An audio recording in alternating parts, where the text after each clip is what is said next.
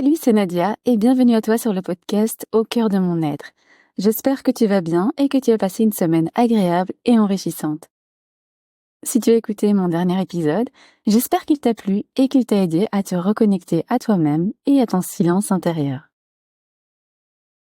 Aujourd'hui, j'aimerais te parler d'un sujet qui me tient particulièrement à cœur. Le pouvoir des mots, des pensées, leur impact sur nos vies et comment ils façonnent notre réalité. Je suis quelqu'un qui adore expérimenter et me faire ma propre opinion des choses. Et chaque sujet dont je te parle est bien souvent en lien avec des choses vécues, des observations et réflexions que je me suis faites. Nous ne sommes pas toujours conscients, mais nos mots peuvent avoir un impact sur notre vie. Chaque mot que nous utilisons dégage une énergie, une vibration, une fréquence. Ces vibrations peuvent influencer notre corps, nos émotions et même nos cellules, impactant ainsi notre bien-être général et même le monde qui nous entoure. D'ailleurs, tu peux aller voir les expériences du professeur Masaru Emoto. C'est un chercheur japonais qui a mené une étude pour démontrer le pouvoir des mots. Il va exposer de l'eau à différents mots, différents sons et différentes pensées, puis il va congeler cette eau. Des cristaux vont alors se former et un phénomène surprenant se produit. Leur forme varie selon le sens des mots choisis ou en fonction du son utilisé. Quel que soit le langage utilisé, tout mot qui a un sens similaire induit des cristaux similaires. Masaru Emoto montre que seuls les mots ayant un sens positif, valorisant, gratifiant, forment de beaux cristaux, et qu'à l'inverse, les mots négatifs, dégradants, forment des cristaux inachevés, non harmonieux et déformés. Et comme notre corps est composé de plus de 60% d'eau, je te laisse imaginer ce que les mots négatifs ont comme impact sur nous. Il est donc important de lui insuffler des mots positifs le plus souvent possible. Lors de ces expériences, le professeur Emoto va privilégier 2 mots-clés, amour et gratitude. Ces mots, lorsqu'ils sont utilisés, produisent les plus beaux cristaux d'eau. Leur complémentarité crée une résonance qui amplifie l'énergie libérée, montrant ainsi l'importance des vibrations positives. Il est donc nécessaire d'éviter les vibrations négatives. Les mots tels que désespoir, laid, ignorer, épuisement, antipathie créent des cristaux déformés. D'ailleurs, rien qu'en les disant, je ressens la lourdeur de ces mots. Tu peux faire le test et ressentir l'impact des mots sur ton corps. Masaru Emoto a également constaté que lorsque les mots sont chantés, par exemple par des sutras bouddhistes, les vibrations produites sur l'eau créent de magnifiques cristaux, preuve qu'ils possèdent de grands effets apaisants sur les individus. Mais attention, tous les sons chantés ne sont pas bénéfiques. Le professeur Emoto a également mené d'autres expériences, notamment avec du riz et des plantes. Et les résultats sont surprenants. Je te laisse aller voir. Cependant, il est important de noter que ces recherches n'ont pas été validées scientifiquement. Il est donc possible que ces expériences relèvent davantage de la pseudo-science et ne soient pas entièrement véridiques ou rigoureusement scientifiques. Cela dit, nous pouvons tous convenir d'une chose. Les mots que nous utilisons et les messages que nous transmettons ont un immense pouvoir. Ils sont capables d'encourager ou au contraire de décourager, d'aimer ou de détruire, d'élever ou de faire plonger. En étant conscients de cela, nous devrions réfléchir davantage avant de parler, en sélectionnant avec soin les mots que nous employons. Réfléchir à l'impact de nos paroles est essentiel, car elles influencent non seulement ceux à qui elles sont destinées, mais aussi notre propre énergie et notre état d'esprit. Je suis convaincue que nos mots ont un impact direct sur les choses et les personnes qui nous entourent, mais également sur nous-mêmes. D'où l'importance de prendre soin des mots que l'on emploie. Lorsque nous parlons, nous émettons des sons qui ont une résonance, non seulement dans l'air qui nous entoure, mais aussi dans l'esprit de ceux qui nous écoutent. Les mots que nous choisissons, les tons que nous employons, créent des vibrations qui peuvent avoir un impact positif ou négatif. La manière dont nous communiquons peut influencer l'état émotionnel et psychologique des personnes avec lesquelles nous interagissons. Tu as certainement déjà fait cette expérience. Tout comme le vent peut sculpter des montagnes avec le temps, nos mots peuvent marquer profondément, et parfois sans que nous en ayons conscience. Un mot doux peut apaiser, réconforter et inspirer, tandis qu'un mot dur peut blesser, décourager et laisser des traces. Cela s'applique autant à la manière dont nous parlons aux autres qu'à nous-mêmes. Les paroles que nous utilisons pour nous définir façonnent la façon dont nous nous percevons et influencent nos pensées, nos émotions et notre bien-être. Il est donc essentiel d'être conscient du pouvoir des mots et de leur impact sur le monde qui nous entoure, ainsi que sur notre propre monde intérieur. Choisir des mots avec soin, parler avec bienveillance et respect, c'est aussi une forme de responsabilité envers soi-même et envers les autres. Les mots ne sont pas que des sons qui sortent de nos bouches, ils sont porteurs d'une énergie, d'une vibration, et ils ont un impact puissant sur notre réalité. Lorsque tu te parles à toi-même ou lorsque tu parles de toi, tu prononces des mots, que ce soit à voix haute ou dans ton esprit. Tu plantes des graines dans ton inconscient. Imagine que chaque mot soit une petite graine que tu sèmes dans le jardin de ton esprit. Selon le mot que tu choisis, tu peux faire fleurir des fleurs magnifiques ou nourrir de mauvaises herbes. Prenons un exemple simple. Si tu dis souvent « je suis nul »,« je n'y arriverai jamais »,« ce n'est pas pour moi », tu crées un environnement mental qui te maintient dans ces croyances limitantes.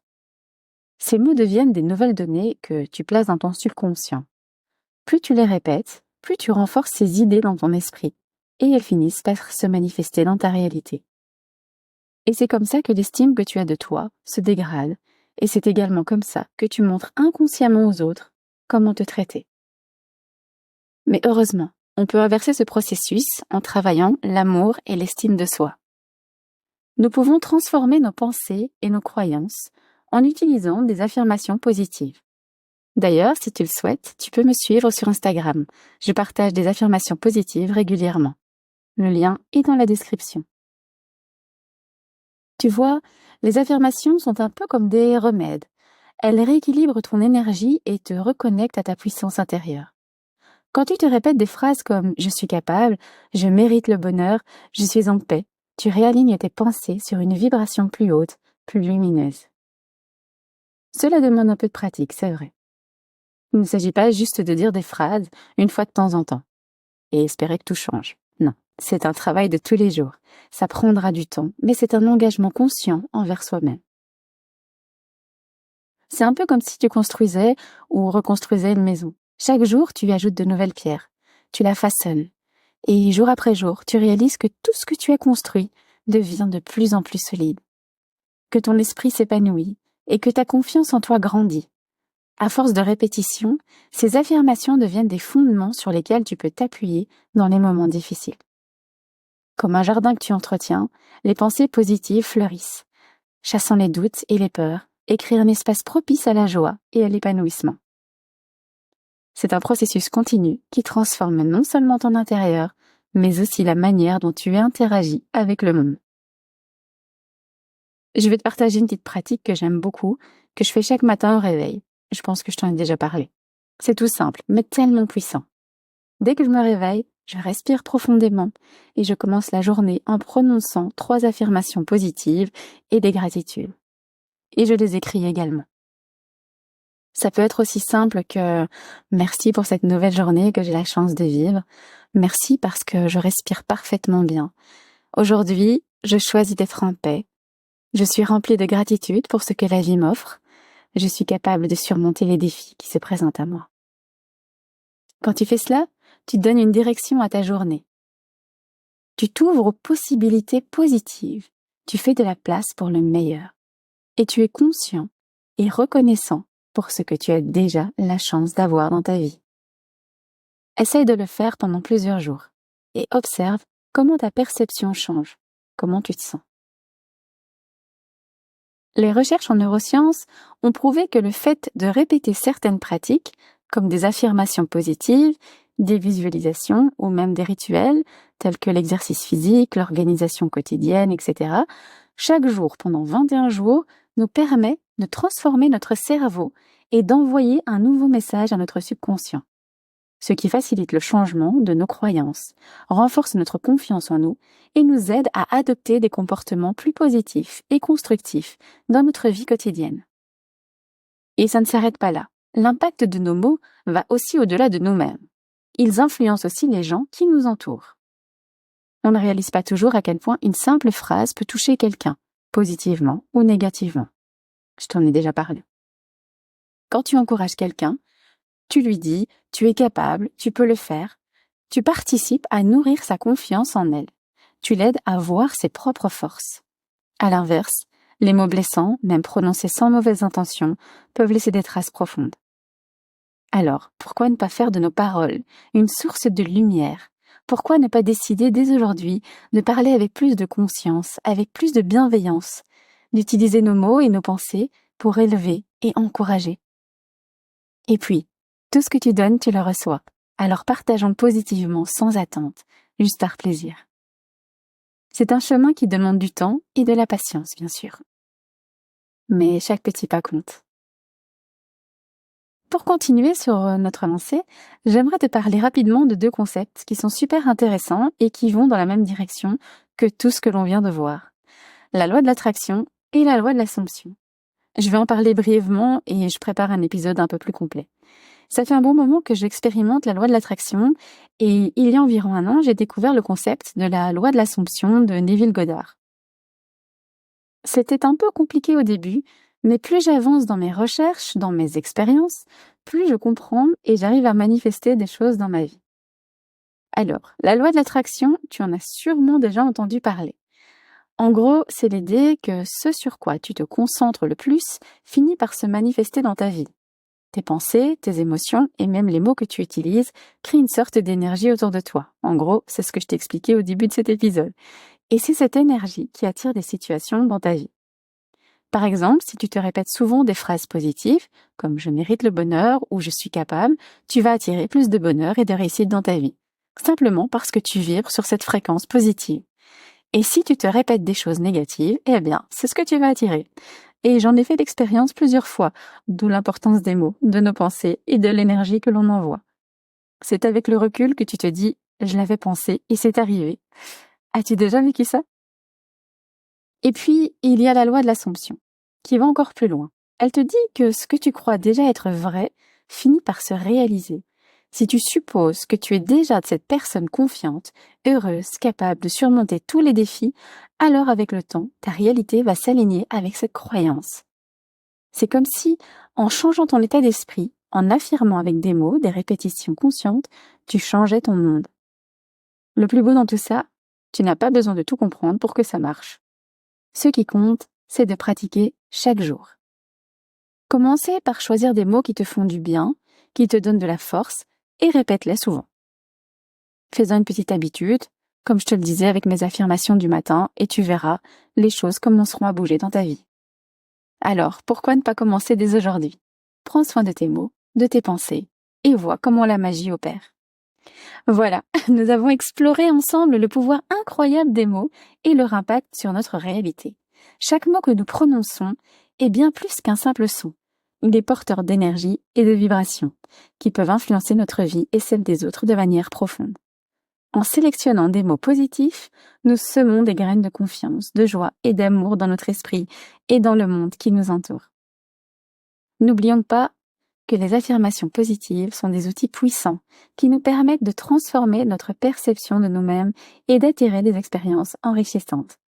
Prendre le temps chaque jour de s'entourer de vibrations positives, de cultiver la gratitude et d'encourager les autres à faire de même peut véritablement changer notre manière d'interagir.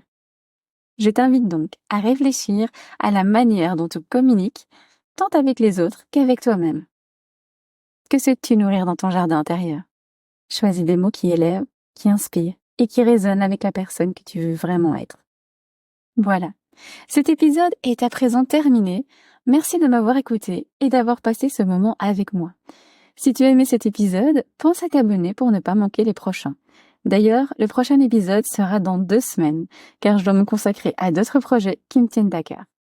Si tu veux soutenir le podcast, n'hésite pas à me laisser un commentaire, à cliquer sur le petit pouce juste en dessous et à le partager. Partage également avec moi tes réflexions, tes questionnements, ainsi que des thèmes que tu aimerais que j'aborde. Si tu le souhaites, n'hésite pas à me suivre sur Instagram, tu y trouveras du contenu et des affirmations positives quotidiennement. On se retrouve donc dans 2 semaines pour un nouvel épisode. En attendant, prends bien soin de toi et de tes mots.